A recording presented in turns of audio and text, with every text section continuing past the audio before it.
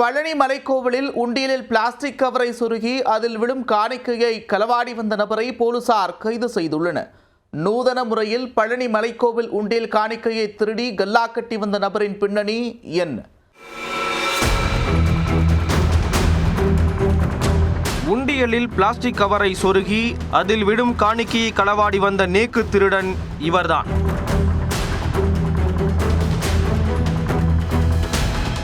பக்தர்களின் காணிக்கையை லவுட்டி கல்லா கட்டி வந்தவரின் நூதன திட்டம் அம்பலமானது எப்படி? பழனி மலைக்கோயிலில் கடந்த சில தினங்களுக்கு முன் ஊழியர்களால் உண்டியல் காணிக்கை என்னும் பணி நடைபெற்றது. அப்போது வெளிப்பிரகாரத்தில் உள்ள உண்டியல் ஒன்றில் மட்டும் வித்தியாசமான கவர்கள் இருந்தது சந்தேகத்தை ஏற்படுத்தியது. காணிக்கை இருக்க வேண்டிய உண்டியலில் கவர்களை போட்டது யார் என கேள்வி எழுந்தது.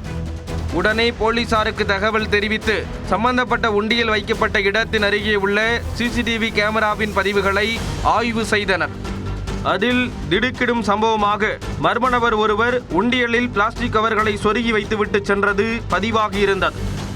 ஏதாவது வேண்டுதலாக இருக்குமோ என நினைத்தபோது மேலும் ஒரு ஷாக் காத்திருந்தது. சிறிது நேரம் கழித்து மீண்டும் அங்கு வந்த அதே நபர் உண்டியலில் சொருகி வைத்துவிட்டு சென்ற கவரை வெளியே உருவி யாரும் பார்ப்பதற்குள் வேகமாக பையில் வைத்துள்ளார். ஆம், உண்டியலில் பக்தர்கள் போடும் காணிக்கை கீழே செல்லாமல் அந்த கவரிலேயே விழுந்து விடுகிறது. இப்படி ஒரு நூதன திட்டத்தை செயல்படுத்தி உண்டியல் காணிக்கையை அவர் திருடிச் சென்றது கண்டுபிடிக்கப்பட்டது. உலகமகா திருட்டில் ஈடுபட்டது யார், எங்கிருந்து வந்தவர் என போலீசார் விசாரணையை தொடங்கினர். அதில் உண்டியல் காணிக்கையை திருடியவர் ஒட்டஞ்சத்திரம் தாலுகா போடுவார்பட்டி வடக்கு தெருவைச் சேர்ந்த மகேந்திரன் என்பது தெரிய வந்தது.